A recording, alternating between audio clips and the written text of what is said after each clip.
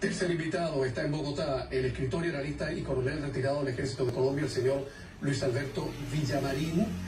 Por cierto, es un hombre que participó en la redacción y organización temática del primer manual de instrucción de derechos humanos para las fuerzas militares de Colombia.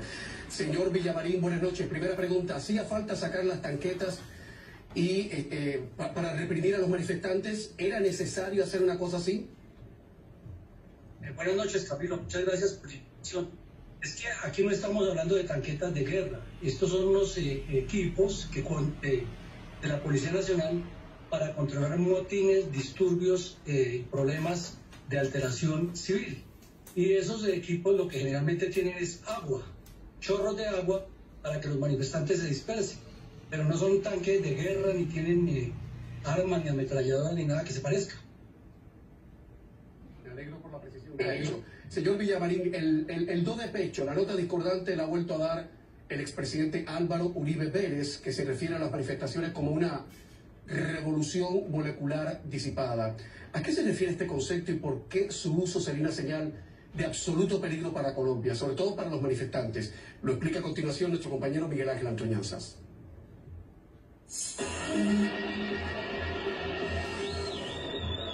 ¿Cuál es la revolución molecular disipada? Varios expertos consultados por CNN advierten que se trataría de una doctrina sin sustento académico ni filosófico alguno, que formaría parte del espectro de las teorías conspirativas y que su aplicación podría ser peligrosa para un país. Una teoría que algunas derechas latinoamericanas y movimientos reaccionarios usan para explicar el descontento popular en las calles, según el director en Derecho Richard Tamayo Nieto. Para estos expertos, la teoría deslegitimiza las manifestaciones populares en un país al argumentar que tienen como objetivo llevar al Estado a una guerra civil permanente. Para sus defensores, las manifestaciones no son espontáneas, sino planeadas. Comienzan en pequeños grupos o moléculas y luego, poco a poco, van creciendo y escalando, lo que pone en peligro el orden institucional y democrático del Estado. En Colombia se ha considerado las manifestaciones como objetivo militar, a los manifestantes como terroristas y por tanto se ha legitimado, lo cual prohíbe la Constitución, que la policía use armas de fuego que provoque, digamos, confrontación militar contra movilizaciones pacíficas. La policía colombiana está bastante desarmada. La teoría fue mencionada por el expresidente Álvaro Uribe en un tuit reciente en el cual argumentaba que había que resistir lo que llamó revolución molecular disipada, que a su juicio impide la normalidad y además escala y copa. Las Fuerzas Armadas de Colombia son democráticas, respetan la Constitución y quien viole las normas es severamente castigado. Hace unos 20 años... Uno de los impulsores de esta teoría es Alexis López Tapia, actual director de un canal de radio y televisión de Chile. López Tapia es entomólogo, un estudioso de los insectos chileno que no tiene formación filosófica ni política. Hace 2 décadas, según un reporte de EFE publicado en El País, López Tapia intentó organizar en Chile un Congreso Internacional Nacional Socialista, que fue suspendido. Ahora le dice a CNN que no se declara nazi, neonazi o nada similar y que no se referirá más al tema. Agrega que nunca ha pretendido criminalizar la que llama legítima demanda social pacífica, pero que hay grupos radicalizados y organizados de distinto signo que se introducen en esas manifestaciones. Estos grupos son los que ejercen entonces acciones de violencia a las cuales en el fondo las protestas masivas les dan cobertura sin que la gente que participa de manera pacífica tenga nada que ver con esos actos de violencia. Para el politólogo Ariel Ávila, el expresidente Uribe intenta agitar a sus bases para evitar el colapso del centro democrático. Sin embargo, la lectura del gobierno Duque, donde acusa las disidencias de las FARC de estar detrás de esto, o esta teoría de Álvaro Uribe, no da cuenta de la complejidad que se está viviendo en las calles. Para la académica Edith Serrano, de la Universidad Autónoma de México, el peligro de la aplicación de esta doctrina es que el Estado vería a estos manifestantes, incluso a los pacíficos, como un enemigo interno y no atendería las causas sociales de sus demandas. Añade que eso es peligroso porque legitima el uso de la fuerza totalmente violenta y brutal. Miguel Ángel Antoñanzas, CNN, Atlanta. Señor Villamarín, El ministro de Defensa, Diego Molano, sin mostrar pruebas, dice que las protestas las está financiando el narcotráfico, el Ejército de Liberación Nacional y las disidencias de la FARC. ¿Hasta qué punto esto tiene sentido? ¿Hasta qué punto esto puede ser cierto o falso? Pues que no se equivoque el ministro, Camilo. El ministro está diciendo la verdad porque esto no es de ahora. El narcotráfico ha sido el combustible de la guerra contra Colombia desde hace 33, 34 años. Inclusive recuerdo que estuve en su programa y analizamos un libro que escribí al respecto. Pero aquí hay un punto, es que se quiere desviar una realidad que el Partido Comunista y sus brazos armados quieren tomarse el poder y en este momento quieren tumbar el gobierno de Duque. Si hubiera sido Vargas Lleras el presidente, también querrían tumbarlo. Entonces ahí tenemos que tener esa claridad. Y segundo, dicen que las agresiones, como lo llaman ellos, de los policías son contra los estudiantes. Y escuchamos a una estudiante que usted le acaba de preguntar, que decía que se ha sido víctima de agresiones sexuales y contestó que sí porque había muertos.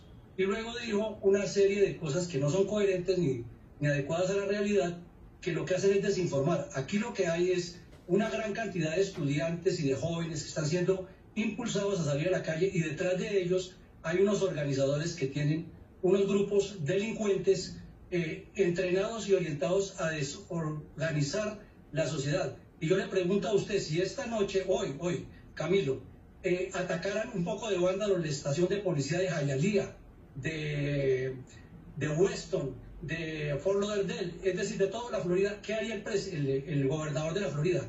¿Les enviaría ramos de rosas o les enviaría la fuerza militar o la fuerza policial a que lo reprima? Él utilizaría su Guardia Nacional. Entonces nos parece que aquí lo que hay es una desinformación, que se está utilizando la propaganda marxista para disputar lo que pasa en Colombia, y los gobiernos de Cuba, Venezuela, Nicaragua están metidos hasta los tuétanos en este revoltijo, porque no aspiran simplemente a que los estudiantes protesten por sus derechos, sino a tumbar el gobierno Duque y entrar en una junta provisional. Es decir, Camilo, usted que es historiador y le gusta leer, estamos en una situación similar que quieren desatar de pasar a la revuelta y a las guillotinas como en Francia al estilo Robespierre. Señor Villamarín, le pido a todos los dioses que no pase eso en el sur de la Florida. Ya sé que estamos hablando en términos hipotéticos porque nuestro gobernador, el gobernador de la Florida, el señor Ron DeSantis, es tan peculiar, es tan pintoresco, tiene tanto sentido de empatía que el remedio podría ser peor que la enfermedad. Ahí lo dijo. ¿Quién cree usted que está detrás de los ataques a los policías en Bogotá? Estamos viendo imágenes terroríficas de gente que ha intentado quemar a policías dentro de una comisaría. ¿Quién cree usted que está detrás de esto? Pues indudablemente, Camilo, está el narcotráfico que financia eso. Están las FARC, que tienen su grupo político en el Congreso y tienen su grupo armado en Venezuela bajo el cobijo de la dictadura de Maduro y tienen todas las estructuras regadas por el país. Está el ELN, que inclusive aquí en su programa y en otros programas de CNN, cuando se destaparon los computadores de un terrorista dado de baja en Antioquia, que encontraron que estaban comprometidos varios dirigentes del continente, comunistas, y que el ELN estaba promoviendo esta protesta social, como la llaman ellos. Que los estudiantes estén siendo manejados como elementos útiles, eso pasa en todas las revoluciones, y los comunistas tienen un concepto muy claro: entre más poquitos, más fuertes, y utilicemos la masa y que se mate y nosotros llegamos al poder, y luego iniciamos con el régimen del terror, como el que hicieron en Moscú, el que hicieron en Cuba, el que hicieron en Managua, y una copia, como le digo, de las cuchillas de Robespierre, que es lo que la gente no entiende, que actúan a fuego y después son víctimas de su propio fuego. Estamos ofreciendo dos visiones diametralmente opuestas, dos puntos de vista totalmente diferentes de la crisis en Colombia, para que sea usted quien saque sus conclusiones. Publicidad y estamos de vuelta enseguida.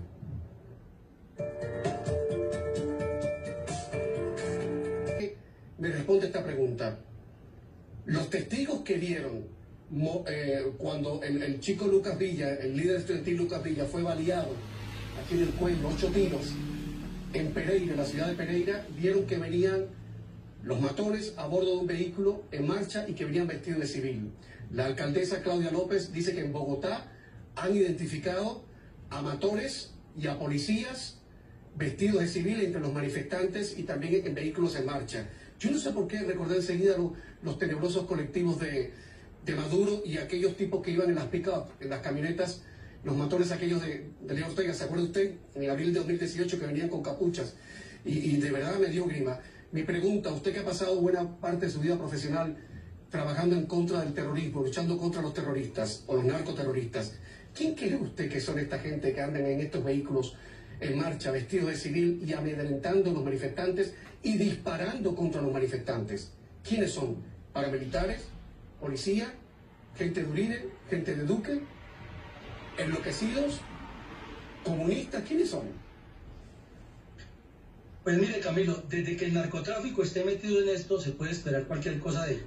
Acuérdese que había sicarios, y hubo sicarios, y el narcotráfico sigue utilizando ese sistema de pagar a personas que van en vehículos o en motos y asesinan a su blanco. No podemos, en este momento, hasta no tener una investigación más clara, ir a la ligera. Y la alcaldesa de Bogotá se ha caracterizado no de ahora, sino de siempre en su vida política, por ser demasiado locuaz, ha tenido que ir muchas veces a los tribunales a retractarse, y ella está haciendo es el escándalo de una información que supuestamente ocurrió en Cali, donde aparecieron unos señores que decían que de ahí se bajaron unos policías, y después el director de la policía explicó que sí hacía operaciones con la DIJÍN, que son válidas aquí y en todas partes. Y le pongo el ejemplo, a usted en Nueva York en cualquier momento lo puede parar un policía y le muestra simplemente una chapa. Es una persona de civil y es un policía. Entonces puede que haya visto policías que bajen a hacer una operación para capturar delincuentes. Pero eso no quiere decir que los que le dispararon a este señor estaban relacionados con la policía. Mucho menos se podría afirmar que son personas del presidente Duque o del expresidente Uribe, porque no creo que ellos vayan a hacer eso. Son personas que tienen que estar con la institucionalidad y que tienen que utilizar las fuerzas militares y de policía. Y lo mismo se dice que las calles están militarizadas, y eso es falso.